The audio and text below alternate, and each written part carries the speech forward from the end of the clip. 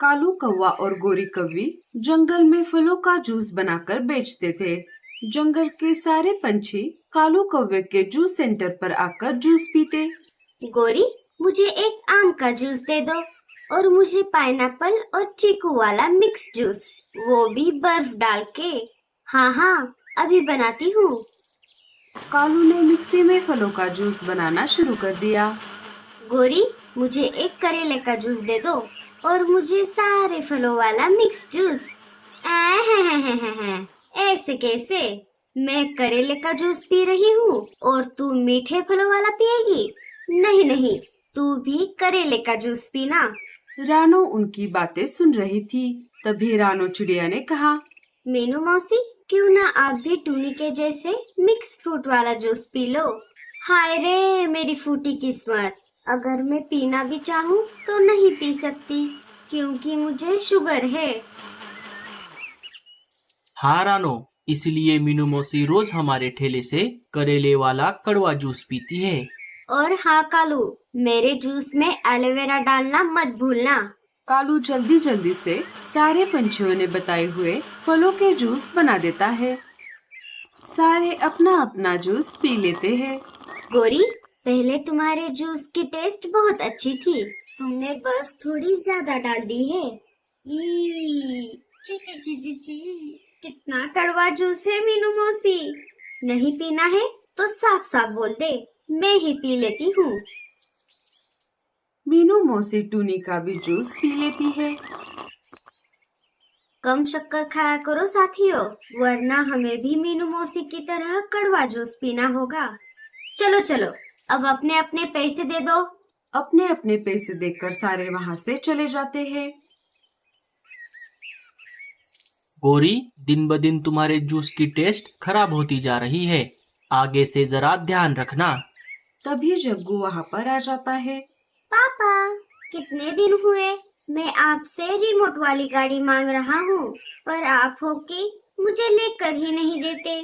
अजी, हमने आज बहुत मुनाफा कमाया है, आज आपको जग्गू को रिमोट वाली गाड़ी लेकर ही देनी होगी। ठीक है जग्गू बेटा, चलो आज लेकर ही देते हैं। कालू खिलौने की दुकान से जग्गू को महंगी वाली रिमोट की गाड़ी खरीद कर दे देता है। जग्गू खुशी से गाड़ी लेकर वहाँ से चला जाता है। कालू जी, चलिए, हमें हमारे फलों के बगीचे की देखभाल करनी है।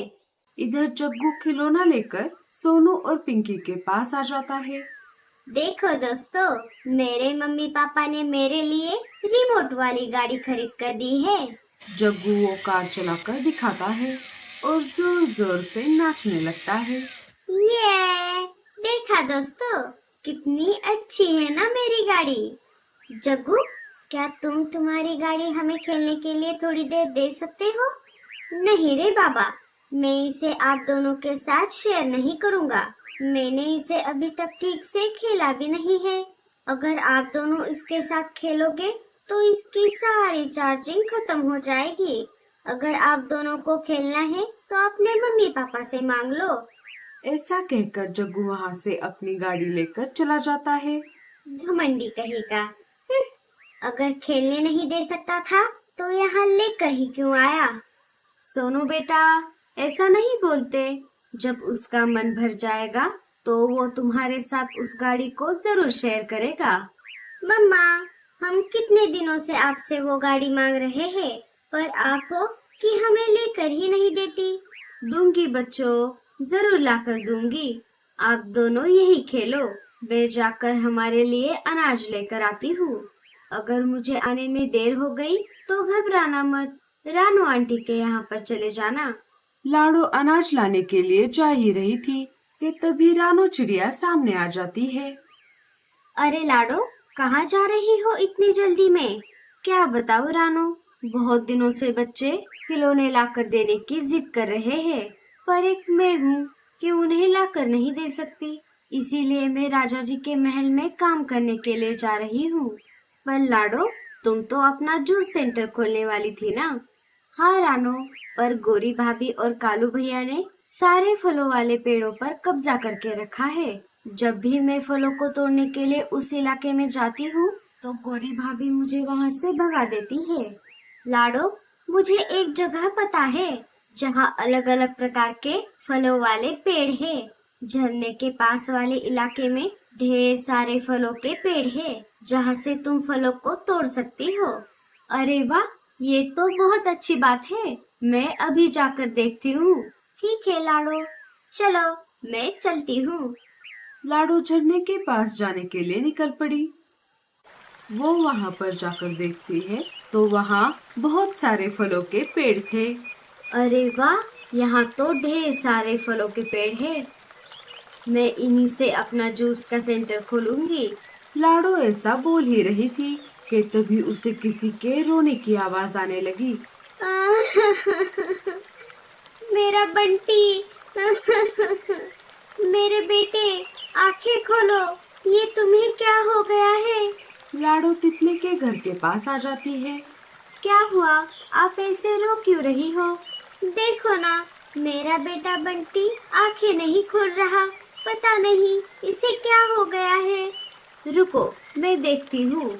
लाडो ने बंटी की नस चेक की तो उसने देखा बंटी के दिल की धड़कन अभी भी चल रही थी।